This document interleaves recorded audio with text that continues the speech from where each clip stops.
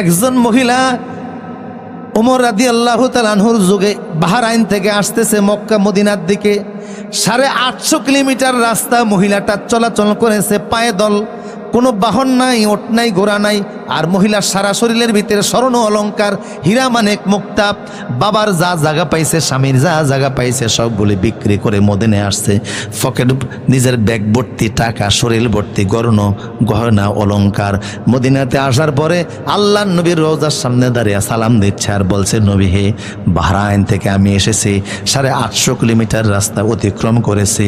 আমি কিন্তু নবী আপনারে শুধু সালাম দেওয়ার জন্য আসি নাই, মদিনাতে আমি বসবাস করব সেই জন্য আসছি।